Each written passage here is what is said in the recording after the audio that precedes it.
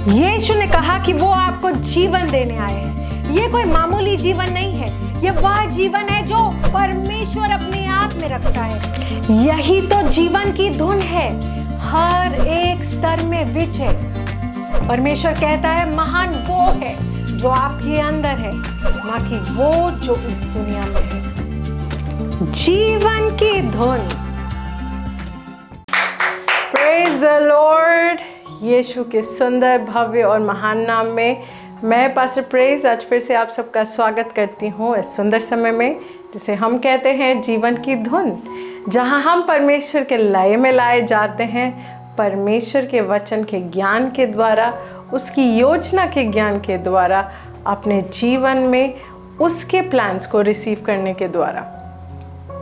कैसे हैं आप सब? मैं बिलीव करती हूँ कि आप सब परमेश्वर के वचन को थामे हुए हैं और उसके साथ आगे बढ़ रहे हैं। आइए हम जहाँ कहीं भी हैं, सबसे पहले अपने हाथों को उठाएंगे और परमेश्वर का धन्यवाद करेंगे। अपने पिता को धन्यवाद की आराधना को अर्पित करेंगे। Let us lift our hands. धन्यवाद पिता, यीशु के नाम में हम तेरा धन्यवाद करते हैं तेरे अद्भुत प्रेम के लिए। धन्यवाद पिता कि तू हमारे जीवनों में सुंदर है। धन्यवाद कि तू सबसे महान है, तेरे जैसा और कोई नहीं है और तूने हमें अपना बनाया है। धन्यवाद पिता कि तूने आज का दिन हमारे लिए निर्मित किया है कि हम तेरे ज्ञान में आगे बढ़ सके, तेरी योजनाओं को जान सकें।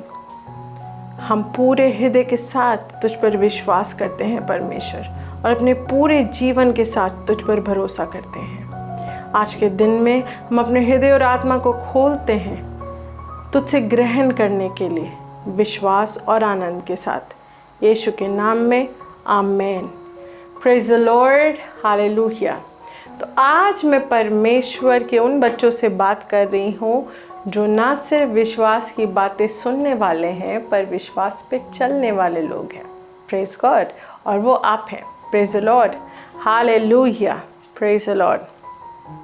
आज मैं आपको आराधना और एक सच्चे आराधक में क्या सामर्थ्य होती है उसके बारे में बताऊंगी।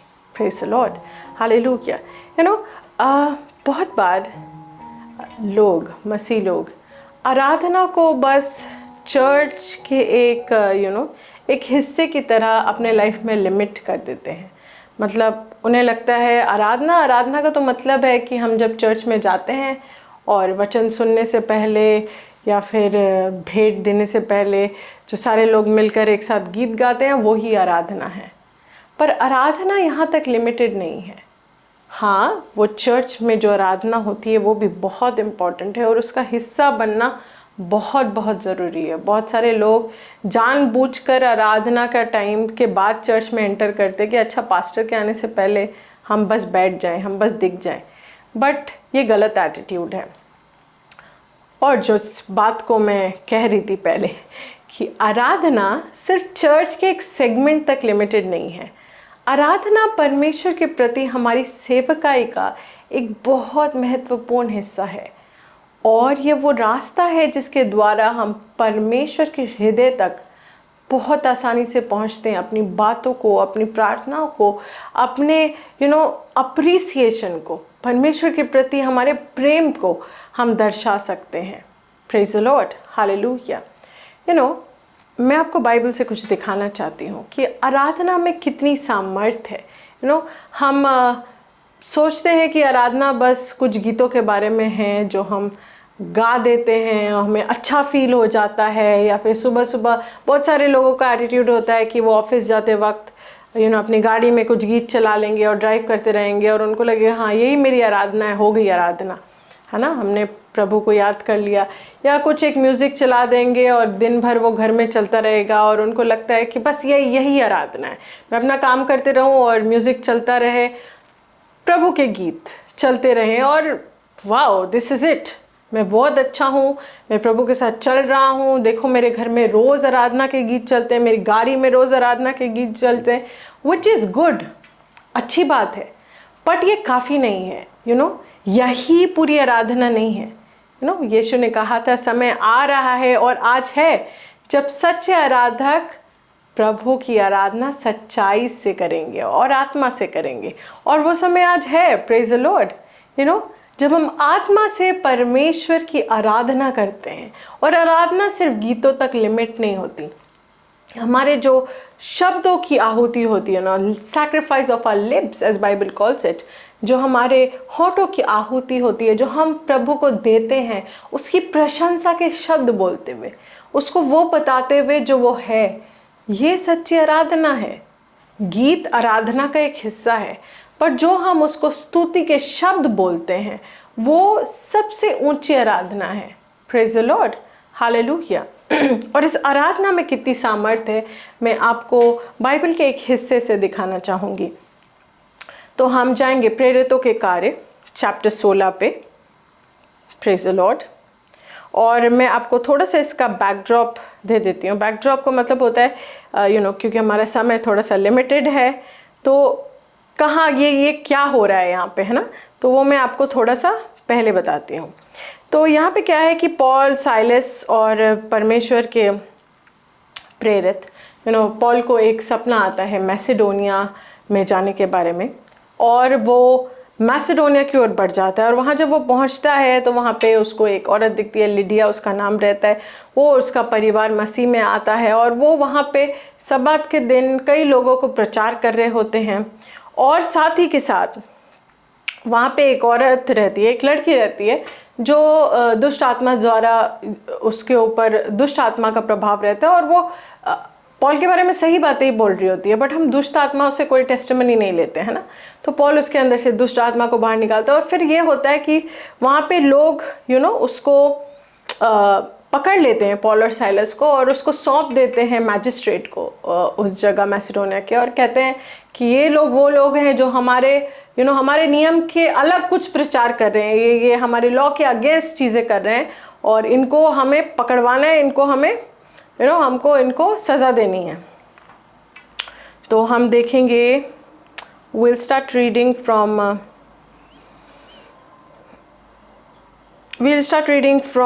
20th वर्स, 20वें वर्ष से हम पढ़ते हैं। प्रेरितों के कार्य 16 का 20। और उन्हें फौजदारी के हकीमों के पास ले जाकर कहा, ये लोग जो यहूदी हैं हमारे नगर में बड़ी हलचल मचा रहे हैं और ऐसा व्यवहार बता रहे हैं जिन्हें ग्रहण करना और मानना हम रोमियों के लिए ठीक नहीं है। तब भीड़ के लोग उनके विरोध में इकट्ठा होकर चढ़ाए और हाकिमों ने उनके कपड़े फाड़कर उतार डाले और उन्हें बेत मारने की आज्ञा दी। नाउ ये उन्हें कौन है? हाकिम, जो मैजिस्ट्रेट थे, जो उस वक्त you can say modern days के हिसाब से, मैजिस्ट्रेट आज भी होते हैं, मॉडर्न डेज के हिसाब से जज कह लीजिए, जो सज़ा सुनाते हैं या लोगों का पक्ष सुन के निर्णय लेते थे। तो उन्होंने कहा कि इनको मारो, पॉल और साइलस को, और उनके कपड़े फाड़ दिए और भीड़ के हवाले उनको कर दिया कि इनको बेत से मारो। ठीक है, तो वो ये मार खाते हैं। उसके बाद क्या होता है? Alright, praise the Lord.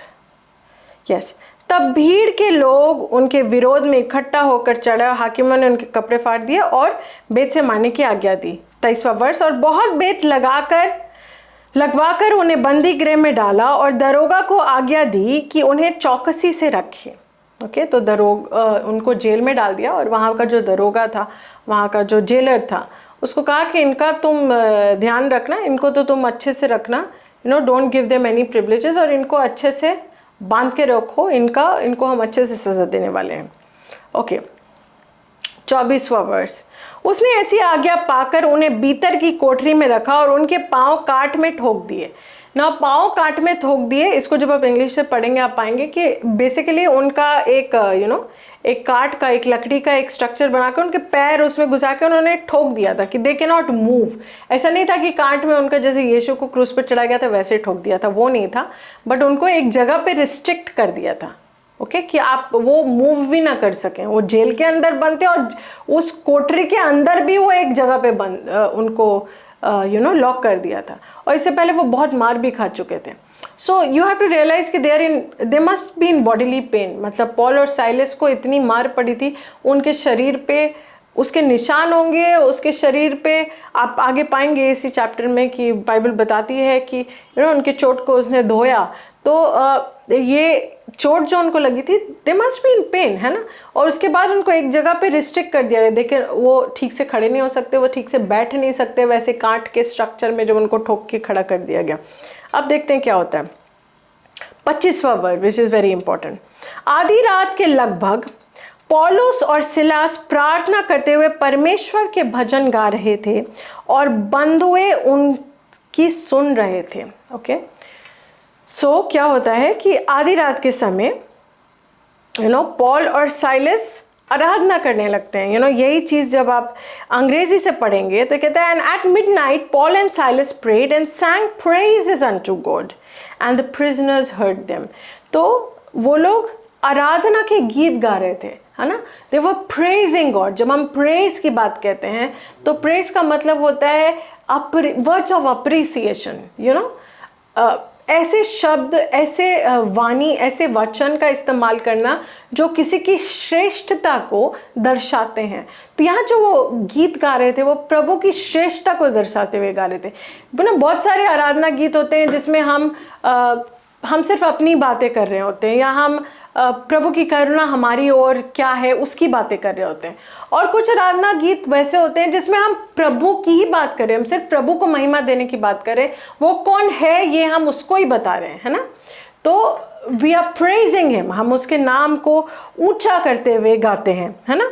तो ये वो गीते गा रहे थे। नाउ यू रियलाइज कि इन्होंने बहुत मार खाई है ना। इनके कपड़े फाड़ के इनको बेत से मारा गया, पूरी भीड़ इन पे टूट पड़ी, फिर इनको जेल में बंद कर दिया गया, इनको एक कांट के पास उनको एक जगह पे रिस्ट्रिक्ट कर दिया गया। And what are they doing? Are they crying? क्या वो रो रहे हैं? बाइबल नहीं बताती। क्या वो बिलख रहे हैं? क्या वो कंप्लेन कर रहे हैं कि प्रभु मैं इस सिचुएशन में क्यों, मैं तो तेरा ही वचन प्रचार करने गया था और क्या किया तूने कुछ नहीं होने दिया। सारे लोग हमको मार रहे थे तो तू कहाँ था? But they are not asking that question. What are they doing? क्या कर रहे हैं वो आराधना कर रहे हैं, वो प्रभु की बड़ाई कर रहे हैं, वो उसको अप्रिशिएट करते हुए वचनों के साथ गीत गा रहे हैं और सब लोग उन्हें सुन रहे हैं। नाउ सी व्हाट हैपेंस, 26वां वर्स। कि इतने में, मतलब अभी सब उनको सुन रहे हैं, वो गीत गा रहे हैं, कि इतने में क्या होता है, एकाएक बड़ा भूईडोल हुआ, मतलब इट्स लाइक अर्थक्वेक आया, यहां तक कि बंदी गृह की नींव हिल गई और तुरंत सब द्वार खुल गए और सबके बंधन खुल पड़े। Excuse me. और दरोगा, 27वां वर्ड, जाग उठा और बंदी गृह के द्वार खुले देखकर समझा कि बंधुए भाग गए और उसने तलवार खींचकर अपने आप को मार डालना चाहा। नाउ सी, जब वो ऐसे गा रहे थे क्या होता है, there is a miraculous power available. What are they doing? वो परमेश्वर की आराधना कर रहे हैं, उसको प्रेज कर रहे हैं, उसकी बड़ाई करते हुए गीत गा रहे हैं। They are happy, they are rejoicing. वो उस परिस्थिति में है जहां शारीरिक रूप से वो बहुत कष्ट में है, पर उन्होंने कष्ट पे कंसंट्रेट करना नहीं चुना। उन्होंने चुना कि वो प्रभु पे कंसंट्रेट करेंगे, वो प्रभु की बड़ाई करेंगे, वो प्रभु का धन्यवाद करेंगे कि प्रभु कितना महान है और उसने उन्हें चुना है। और फिर क्या होता है, इस आराधना के बाद अचानक वहां एक भूकंप आता है और सब कुछ, उस जेल की नींव हिल जाती है और सारे द्वार खुल जाते हैं, है ना। तो ये जो जेलर है, ये जो दरोगा है, जब देखता है कि वो सारे द्वार खुल गए हैं, अब तो सारे लोग फ्री होके भाग गए और मुझे कहा गया था कि मुझे इन दोनों पे कड़ी नज़र रखनी, अब तो वैसे भी मुझे रोमन मैजिस्ट्रेट वगैरह मुझे सज़ा सुना देंगे, इससे अच्छा है मैं ही खुद को मार लूँ। Yes, now see the beauty of a worshipper, है ना। मैंने आपको कहा था कि आज हम आराधना और आराधक के अंदर जो प्रेम होता है उसकी बात करेंगे। So let's see what happen. और 28वां वर्स, दरोगा ने खुद को मारने की कोशिश कर रहा है वो, और अभी देखते हैं। परंतु पौलुस ने ऊंचे शब्द में पुकार कर कहा, अपने आप को कुछ हानि ना पहुंचा, क्योंकि हम सब यहाँ हैं। तो पौलुस को कहता है कि तू अपने आप को कुछ मत कर, हम यही हैं, हम नहीं भागे। ओके, अभी यहाँ पे आगे देखिए 29 वर्ष। तब वह दिया मंगवा कर भीतर लपक गया और कांपता हुआ पौल और सिलास के आगे गिरा। ये कौन है? वही दरोगा है जिसने इन्हें काट से ठोक पीट के एक जगह पे कर दिया था। एक तो ये मार खा के आए, फिर ये भी इनके साथ बहुत जालिम हो रहा है, और उसके बाद अब जब ये देखता है कि सब द्वार खुल गए हैं, प्रभु साक्षात है, इनको हमने बंद किया और प्रभु ने इनको आज़ाद किया, और फिर भी ये चुनते हैं कि यहाँ रहेंगे, है ना, they will not break the law, और वो उनके सामने गिरता है। और देखते वो क्या कहता है, 30वां वर्ष, उन्होंने बाहर लाकर कहा, हे साहिबों, उद्धार पाने के लिए मैं क्या करूं। Praise God, praise God. एक सच्ची आराधना और एक सच्चे आराधक का प्रेम उस व्यक्ति के प्रति, वो ऐसे कह सकता था ना, अमूमन हम as a human being, as a मनुष्य मसीह में होते हुए भी कभी कभी जब हमारे साथ लोग गलत करते हैं और प्रभु हमें उन चीज़ों से बाहर निकालता है, हमारा एटीट्यूड क्या होता है, देखा हमें प्रभु ने बचा लिया, अब इसको पता चलेगा कि मेरा प्रभु क्या है, अब ये देखेगा, अब प्रभु इसको जगह पे लाएगा। और कभी कभी कुछ लोग ऐसे प्रार्थना भी करते हैं कि प्रभु तू उन्हें दिखा इनका सारा मैंने बहुत सारे लोगों को देखा है, मैं कई सारी मेगा मिनिस्ट्रीज़ के मीटिंग्स में गई हूँ, मैंने हर तरह के लोगों को देखा है, पासवानों को देखा है, और मैं देखा है कैसे लोग गलत तरीके की प्रार्थनाएं करते हैं कि ये लोग तबाह हो जाएंगे, इन्होंने हमारे विरुद्ध ऐसा किया, ये लोग ख़त्म हो जाएंगे। This is not how a worshipper praise. इस तरह से एक सच्चा आराधक, एक परमेश्वर का व्यक्ति, एक परमेश्वर के साथ चलने वाला व्यक्ति कभी नहीं बोलता, क्योंकि हम प्रेमी परमेश्वर के प्रेमी संतान हैं। Praise the Lord. तो यहाँ पे भी वही हुआ। यस, पौलुस के प्रेम के वचनों के कारण और उसके प्रेम के दर्शाने के कारण और उसकी सच्ची आराधना के कारण एक दरोगा जो कुछ वक्त पहले एक बहुत ही रिजिड रोमन था, वो अब आके खुद पॉल और साइलस से पूछता है, मैं उद्धार पाने के लिए क्या करूं। ओके, नेक्स्ट वर्स, 31वां वर्ष। उन्होंने कहा, प्रभु यीशु मसीह पर विश्वास कर तो तू और तेरा घराना उद्धार पाएगा। 32वां वर्ष। और उन्होंने उसको और उसके सारे घर के लोगों को प्रभु का वचन सुनाया, और रात को उसी घड़ी उसने उन्हें ले जाकर उनके घाव धोए, और उसने अपने सब लोगों समेत तुरंत बपतिस्मा लिया। तो वो पौलुस का घाव भी धोता है, और उसके बाद अपने सारे लोगों के साथ अपने पूरे परिवार के साथ यह दरोगा उसी रात बपतिस्मा भी लेता है। What a beautiful thing! What a beautiful thing! परमेश्वर ने पॉल को मैसेडोनिया भेजा एक स्वप्न में, ये कह के कि तू वहां जा, और यहाँ पे वो सताव सहता है, उसके बाद वो जेल जाता है, और जेल में उसकी आराधना के बाद चमत्कार होता है, और चमत्कार के बाद ये व्यक्ति जो एक जेलर है, एक पोजीशन पे है, एक अथॉरिटी पे है, वो और उसका पूरा परिवार मसीह में आता है, उद्धार पाता है, और ना सिर्फ उद्धार पाता है, बपतिस्मा भी पाता है। वैसे आगे आप पढ़ेंगे तो जो वुमन थी लिडिया, वो भी उद्धार पाती है, उसका भी पूरा परिवार उद्धार पाता है। तो परमेश्वर जब उन्हें कहीं भेजा तो परमेश्वर ने वहाँ एक निश्चित कार्य के लिए उन्हें भेजा, और उनका हृदय आराधक का हृदय था, इसलिए उन्होंने किसी भी वक्त परमेश्वर पे डाउट नहीं किया, बल्कि वो परमेश्वर की आराधना करते रहे, और उनको इसका निश्चित रिजल्ट मिला। Praise the Lord. ओके, इसके बाद आप आगे पढ़ेंगे कि वो जो जेलर था उसने उन्हें खाना खिलाया, उनकी सेवा की, और जब ये सारी बातें मैजिस्ट्रेट्स को पता चली तो उन्होंने कहा कि इन लोगों को चुपचाप जाने दो। ये आप पूरा चैप्टर ज़रूर पढ़ें। और पॉल और साइलस यहाँ पे कहते हैं कि नहीं, हम चुपचाप क्यों जाएंगे, ये लोगों ने हमें भीड़ को सौंप दिया, दिन दहाड़े लोगों ने हमें मारा, और इन लोगों की वजह से मारा, और इन लोगों ने ये सब कुछ पब्लिकली किया, तो अब ये लोग ही आएंगे और हमें यहाँ से आज़ाद करेंगे।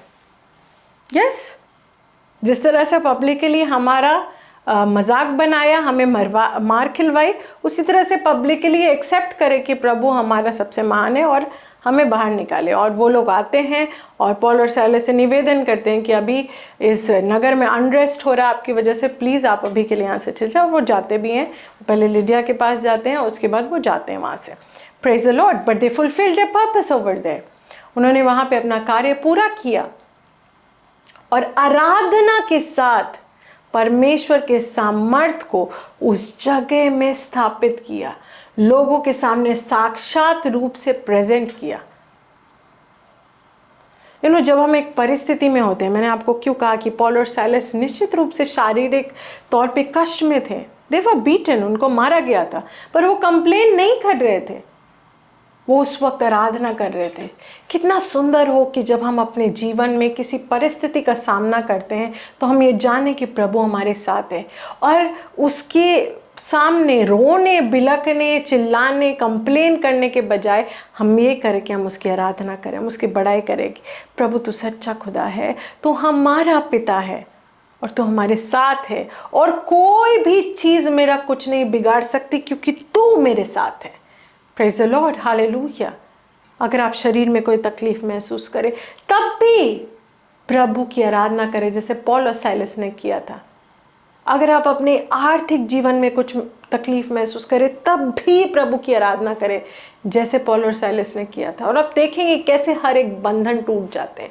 जब हम आराधना करते हैं हम बंधनों को तोड़ते हैं। वो बंधन जो ये दुनिया हमारे ऊपर बांधने की कोशिश करती है, वो बंधन जो शैतान अपने प्लान्स के द्वारा हमारे जीवन में डालने की कोशिश करता है, आराधना हर एक बंधन को तोड़ती है। आराधना इतनी सामर्थ्य होती है। Praise the Lord. कभी किसी परिस्थिति में और समझ ना आ रहा हो कि क्या करना है, लिफ्ट अप योर हैंड्स, अपने हाथों को उठाइए और प्रभु की आराधना करना शुरू कर दीजिए। उसकी आराधना करना शुरू कर दीजिए, उसको धन्यवाद देना शुरू कर दीजिए कि वो अपने जीवन में कितना महान है। और आप देखेंगे कि कैसे आपके अंदर बुद्धिमत्ता की झरना बहती है। अगर आप किसी कंफ्यूजन में हैं आपको आइडियाज मिलेंगे क्योंकि आप आराधना कर रहे हैं। और सबसे बड़ी बात, जब एक आराधना करने वाला जो व्यक्ति होता है, जो सच्चे हृदय से प्रभु को मानता है, प्रभु को अपना हृदय दिया हुआ होता है और आराधना करता है, उसके अंदर निश्चित रूप से प्रभु का प्रेम दिखता है।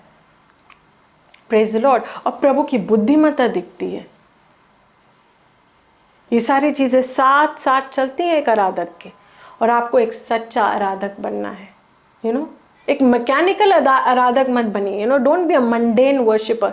मतलब ऐसे आराधक मत बनिए कि लोग गा रहे हैं तो आप भी गा रहे हैं, बस मुंह चल रहा है पर आपका हृदय कहीं और है, आपकी आंखें कहीं और है, आपका मन कहीं और वॉन्डर कर रहा है। जब आप उसको अप्रिसिएशन के वर्ड्स बोल रहे हैं तो आपने कुछ बस एक याद कर लिया और हर बार आप वही बोलते नहीं। आप हृदय से क्या फील करते हैं परमेश्वर के बारे में, वो आपके लिए कौन है, उसको उस तरह से आराधना कीजिए, उसको उस तरह के शब्दों से उसकी बड़ाई कीजिए। Praise him, sing a new song to him. Bible कहती है कि उसके लिए एक नया गीत गाओ। Praise the Lord, hallelujah. Make new songs unto him, sing unto him. Praise the Lord. अपनी आराधना को एक मैकेनिकल एक्सरसाइज मत बनने दीजिए, बल्कि एक सच्ची सेवा उसके प्रति बनने दीजिए। और आप देखेंगे कि आपके जीवन में कैसे सब कुछ बहुत खूबसूरत होता है और प्रभु की इच्छा के अनुसार चलता है। उसकी योजना में आप आगे बढ़ते जाते हैं। Praise the Lord, hallelujah, praise the Lord. मैं उम्मीद करती हूँ कि आज आपने कुछ सीखा है और इस सीख को आप अपने जीवन में अप्लाई करेंगे और अपने जीवन में आगे बढ़ेंगे। आराधना हर एक बंधन को तोड़ती है। Praise the Lord, hallelujah. ये वक्त है, मैं मौका देना चाहूँगी हर उस व्यक्ति को जो अपने भेंटों के द्वारा प्रभु की आराधना करना चाहता है और हमारे मिनिस्ट्री के साथ अपने बेटों को जोड़ना चाहता है। डिटेल्स इस वक्त आपके स्क्रीन पे हैं। यह कोई कंपल्शन नहीं है, ये कोई मांग नहीं है जो हम आपके सामने कर रहे हैं। ये आपके हृदय की इच्छा अनुसार होना चाहिए, प्रभु की प्रेरणा के अनुसार होना चाहिए। Praise the Lord, hallelujah. आइए, आप जहाँ कहीं भी हैं, मैं आपके लिए प्रार्थना करना चाहती हूँ। इस वक्त जिस भी जगह पे हैं, आई विल रिक्वेस्ट यू कि आप अपना हाथ स्ट्रेच करें और जिस भी स्क्रीन के थ्रू आप मुझे देख रहे हैं, फ़ोन हो, टीवी हो, आप उस ओर अपने हाथों को करें। और कोई भी तकलीफ़ अगर आपके जीवन में इस वक्त है, आप उसके बारे में सोचें। और आप अगर कुछ भी तकलीफ़ फील करें, आप वहाँ अपना हाथ रख सकते हैं और मैं आपके लिए प्रार्थना करूँगी। धन्यवाद पिता, यीशु के नाम में मैं तेरी संतान के लिए तेरा धन्यवाद करती हूँ। इसके जीवन के लिए मैं तेरा धन्यवाद करती हूँ पिता। तू इन सब के जीवन में सुंदर है।